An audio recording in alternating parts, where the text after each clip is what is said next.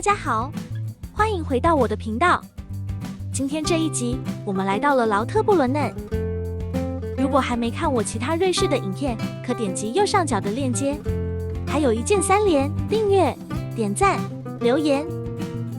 劳特布鲁嫩小镇坐落在阿尔卑斯山脉一条壮观的贯通谷中，四周屹立着高耸入云的巨大峭壁和宏伟山峰。其谷中72条瀑布从山岩倾斜而下，由于豹群众多，氤氲的水汽弥漫在山谷间，带来清新空气。这里就是名副其实的瀑布小镇，瑞士境内最大的自然保护区之一。这就是最著名的树狮桃河瀑布群了。从300米高的悬崖上飞泻而下的瀑布，是欧洲最高的自由下落瀑布群之一。山谷中的小镇，海拔795米，是通往少女峰地区众多令人心驰神往的旅行目的地的起点。无论从劳特布伦嫩还是施特歇尔贝格出发，都可以到达山谷对面的度假胜地米伦。缆车从施特歇尔贝格一直通往海拔2971米的雪朗峰之巅，那里也是因为007经典电影《女王秘史》的拍摄而名扬四海。这里每一处都是美景。从镇口小店的热闹到更深入的地区的宁静，山谷之间水声不绝于耳。就算来到这小镇，你不想践行，不想去参观任何付费的景点，但是在这小镇内闲逛，也足以让你心情开朗。镇内基本上适合徒步观光，大多地区都禁止车辆行驶，车子都必须停放在停车场。欲到访其他附近的小镇，如米伦、文根，可在劳特布伦嫩乘搭火车或者缆车出发。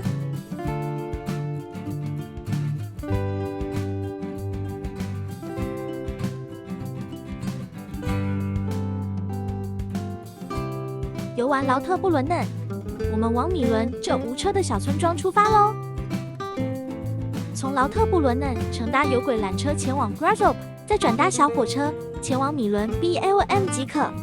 米伦小镇是伯尔尼州地势最高的有居民定居的村子，坐落在海拔1650米的半山上，远远高于劳特布伦嫩瀑布。而从米伦换乘缆车，还可以到达2970米的雪朗峰。这里不仅能眺望少女峰、僧侣峰、艾格峰的美景，还是雪朗峰的起点。米伦小镇在希尔特峰山脚，需要先从劳特布伦嫩坐缆车，然后再转火车才可以到达。因为小镇在半山腰，可以近距离的直接欣赏到少女峰、门西山和艾格尔山，景色特别壮美。夏天的米伦散发着邻家小女孩的纯真清新，而冬天里，它又摇身一变成满地积雪的冷艳之镇。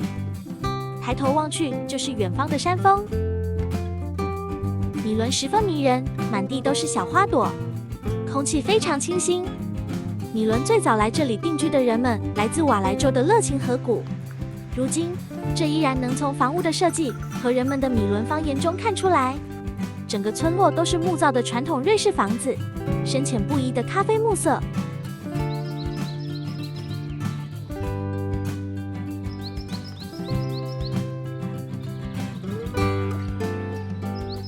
米伦小镇上有多处观景平台，可以看到壮丽的景色，随便拍都是明信片等级的视角。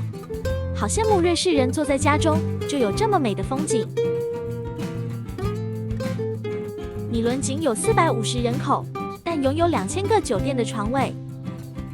在光线的衬托下，庞佛走进了童话故事般的美景。走到哪边都能看到远方的高山上的雪景。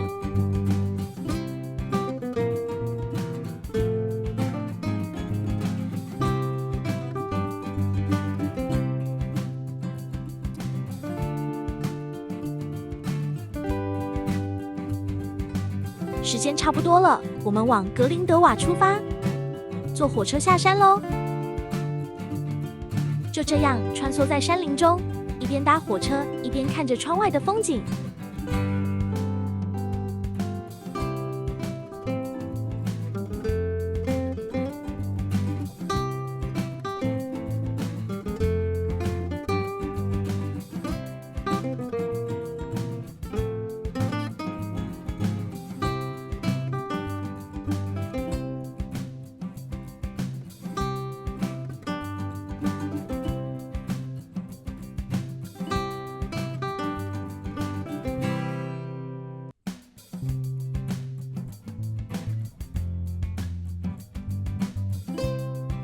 伯尔尼高地艾格河谷中的格林德瓦是一片幽深秀丽的盆地，四周是艾格峰北麓和贝塔峰雄伟壮丽的山景，再加上那无数的瞭望台和各种各样的活动，格林德瓦成为瑞士最受欢迎的度假胜地和远足目的地，也是少女峰地区最大的滑雪胜地。格林德瓦有着非同寻常的奇为壮丽的山景，一条冰河横穿其中。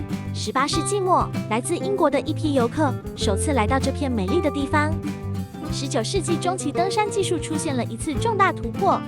格林德瓦当地的登山向引导领来自英国的游客们，登遍了这个地区的几乎所有山峰。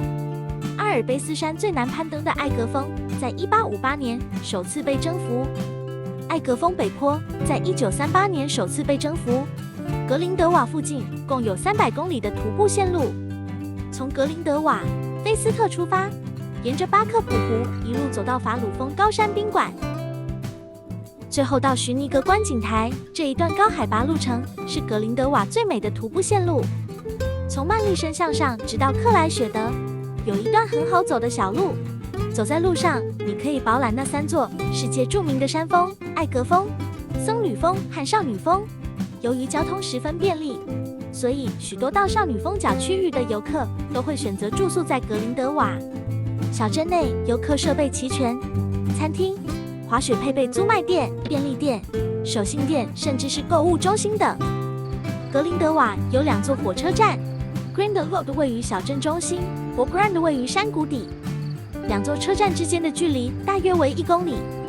除了火车和巴士以外，格林德瓦也有好几个缆车站，分别连接格林德瓦以及一些山水的景点。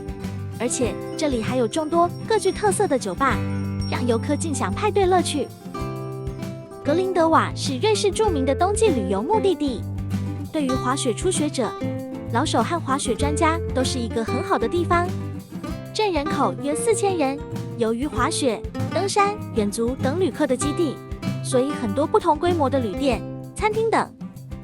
风景而言，无论站在格林德瓦的哪一个地点，几乎都可以轻易眼底紧收艾格峰的壮阔。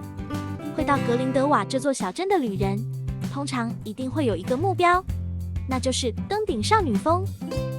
而我就等着下一趟旅程再过来掀开少女峰神秘的面纱吧。别走开哦，下一站风景也超美的。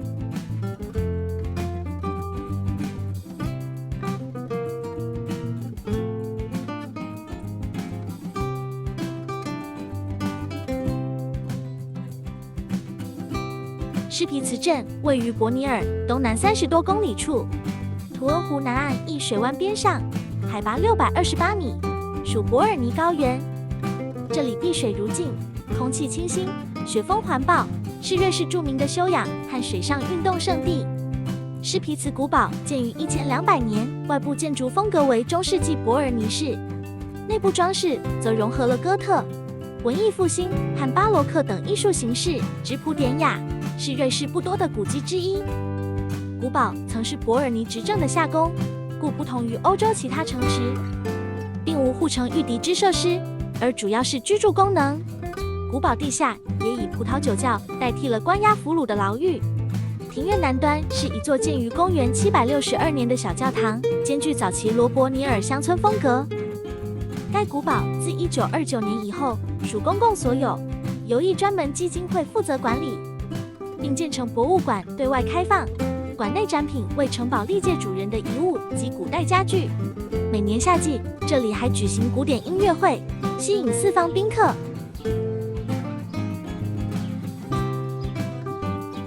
施皮茨是游艇爱好者的一个基地，又是往南面某些度假村庄必经之地。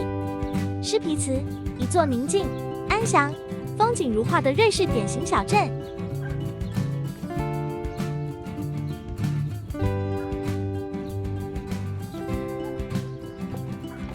如果你也有来瑞士旅行的计划，一定不要错过这里哦！在这么梦幻的国度，就是要放松自己。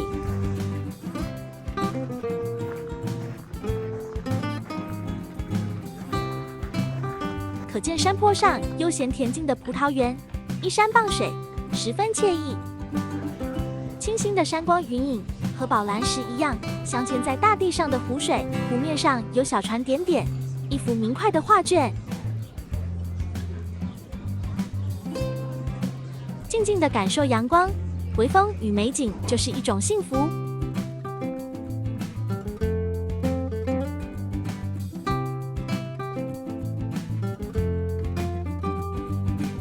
沿着湖边走走，就是游船码头啦。离开狮皮茨后，一路驾驶向图恩出发。这2个地方差不远，可以安排在1日游。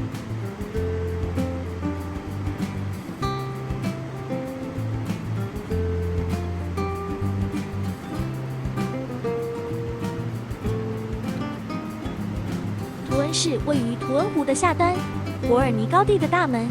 桥下便是美丽的阿勒河，将图恩切成新城区、旧城区及中州区。沿着市政厅前街道步行，在中州区阿勒河沿岸，街道两旁尽是14世纪建筑，充满浓浓的中世纪风情。要上到高处的教堂，跟着沿路的指标来到这段很陡的上坡阶梯，气喘吁吁的10分钟后就到了山顶。在教堂边的瞭望台，可以眺望整个图恩湖和图恩小镇。喜欢悠闲感的，可以花1个小时左右在这里走走，真的蛮舒服的。时间差不多啦，我们也要准备回德国了。好啦，今天的视频就到这里啦。还没看我其他欧洲的影片，可以点击右上角的链接。谢谢你把影片看到最后，我们下个影片见，拜拜。